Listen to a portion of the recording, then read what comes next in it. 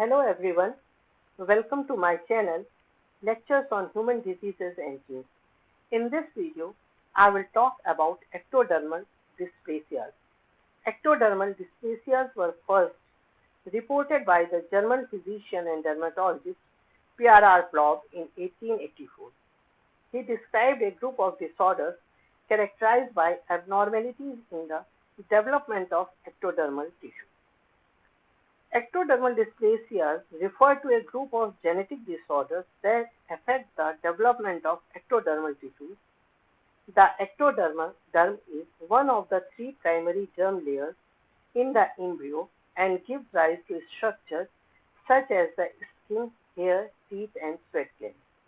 As a result, ectodermal dysplasias can lead to a variety of abnormalities in these tissues.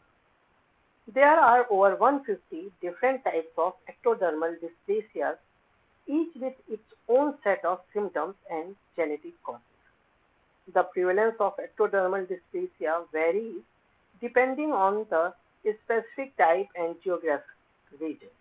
Overall, ectodermal dysplasias are considered rare, with estimates suggesting they occur in approximately 1 in 10,000 to 1 lakh individuals. X-linked hypohidrotic ectodermal dysplasia is the more commonly recognized type, particularly in males, with an estimated prevalence of about 1 in 1 lakh individuals. Autosomal recessive types are less common and are vary widely in prevalence based on the specific genetic mutations and population studies. Key symptoms of ectodermal dysplasias may include abnormalities of hair, skin, teeth, and sweat glands, etc. Hair abnormalities include sparse, fine, or absent hair, often referred to as hypotrichosis or alopecia on the scalp, eyebrows, and eyelashes. Skin abnormalities include that skin are dry, thickened, or usually thin skin, increased susceptibility to infections, and changes in pigmentation, with some forms causing premature wrinkling around the eyes and mouth. Dental abnormalities are missing teeth, that is anodontia, or malformed teeth or delayed tooth eruption, and thinner, softer tooth enamels can increase the risk of cavities. Cleft lip or palate.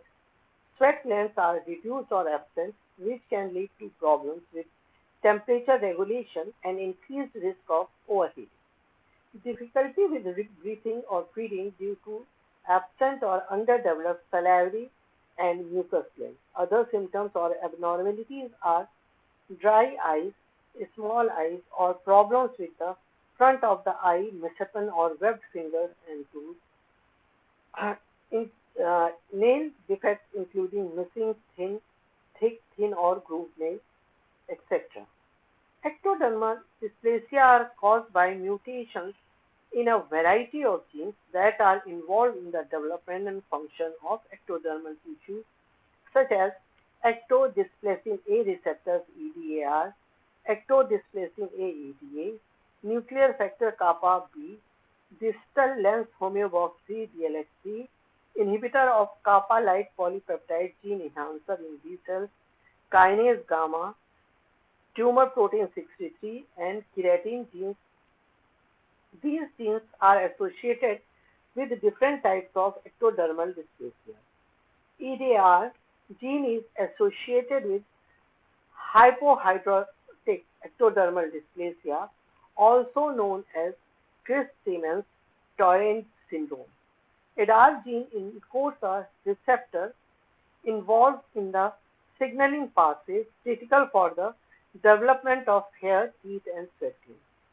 EDA gene is associated with X-linked hypohidrotic ectodermal dysplasia and encodes a protein involved in the signaling pathways that regulate ectodermal development.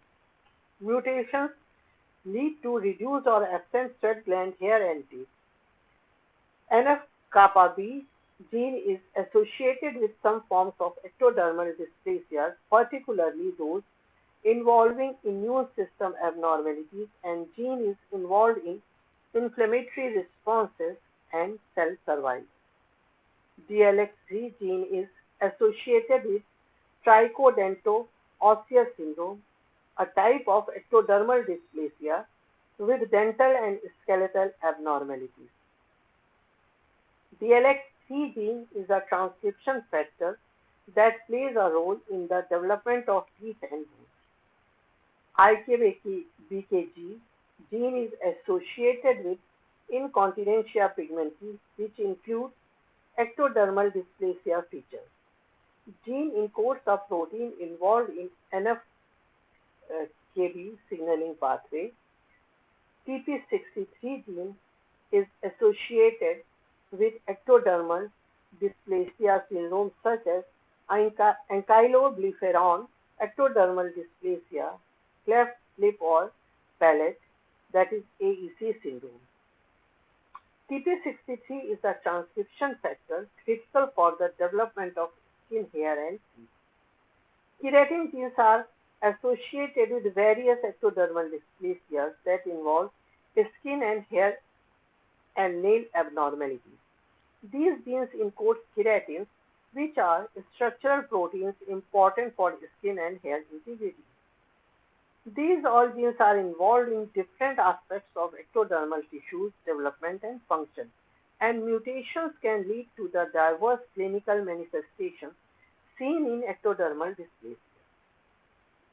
Genetic testing can help identify specific mutations and guide diagnosis and management. Ectodermal dysplasias are often inherited in an X-linked recessive, autosomal dominant, or autosomal recessive pattern, depending on the specific type of disorder. Ectodermal dysplasia is diagnosed clinically by a physician or dentist who identifies characteristic physical features like sparse hair, absence or abnormal teeth, and the inability to chew. A dental exam and imaging such as X-ray help to assess tooth development. Sweat test is a specialized test using a yellow starch iodine powder can show the presence or absence of sweat. In skin biopsy, a small skin sample, often from the hypothenor eminence, can reveal the absence or reduced number of sweat glands, hair follicles, and sebaceous glands. To confirm the diagnosis and determine the specific type of ED, a medical geneticist may refer to the patient for further investigations, including genetic testing, a sweat test, or skin biopsy. Ectodermal dysplasia treatment focuses on managing its wide range of symptoms with a multidisciplinary approach, as there is no cure for the condition. Key treatments include temperature maintenance, early dental care, hair care, and skin care. Individuals with anhidrosis, that is lack of sweating, must stay cool to prevent dangerous overheating. Use air conditioning, wear cooling vests and caps, and drink cool liquids to help regulate body temperature.